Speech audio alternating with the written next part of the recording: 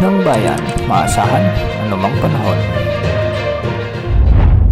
Magandang araw po sa ating lahat. Ngayon ay araw ng Sabado, August 16, 2025 at narito na ang pinakahuling update sa magiging lagay ng ating panahon. Sa kasalukuyan may minomonitor tayong low pressure area sa labas ng ating area of responsibility. Huli itong namataan sa layong 640 kilometers kanluran ng Iba, Zambales. Sa ngayon mababa pa naman ang tsansa nitong lumakas bilang bagyo sa susunod na 24 oras. Ngunit sa mga susunod na araw ay inaasahang kikilos ito ng hilagang kanluran at may posibilidad na lumakas bilang bagyo. Wala naman itong magiging direktang epekto sa anumang bahagi ng ating bansa at hihilain nito papalayo ang habagat sa ating kapuluan. At dahil nga sa trough o extension ng low pressure area na ito, ay makakaranas ng maulap na kalangitan na may mga kalat-kalat na pagulan at thunderstorms ang buong Ilocos Region, buong Cordillera Administrative Region, Central Luzon kasama ng Batanes at Babuyan Islands. Kaya posible pa rin ang banta ng mga biglaang pagbaha o pagguho ng lupa,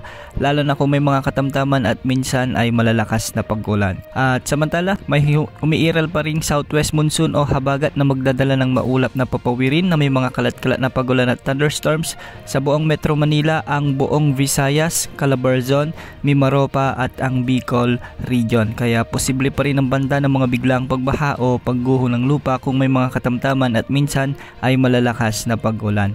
Sa nalalabing bahagi ng Luzon at sa buong Mindanao naman, asahan naman ang bahagyang maulap hanggang sa maulap na kalangitan na may mga tsansa ng mga isolated rain showers and thunderstorms lalo na sa hapon at gabi, dulot ito ng mga localized thunderstorms. Hindi pa rin inaalis ang banta ng mga biglang pagbaha o pagguho ng lupa kung may mga umiiral na severe thunderstorms. Para naman sa lagay ng mga pag-alon sa ating karagatan, ang mga baybaying sakop sa kanlurang bahagi ng Luzon ay posibleng mga pag-alon hanggang 2.5 meters at sa hilagang baybaying sakop ng Luzon, posible mga pag-alon hanggang 1.8 meters at sa nalalabing baybayin ng bansa, posible mga pag-alon hanggang 1.8 meters. Isa pang cloud cluster ang patuloy nating minomonitor sa silangan ng Pilipinas at ayon sa mga global wind models ay hindi rin inaalis ang posibilidad na lumakas ito bilang low pressure area sa mga susunod na araw. Medyo tumataas din ang tsansa nitong lumakas bilang bagyo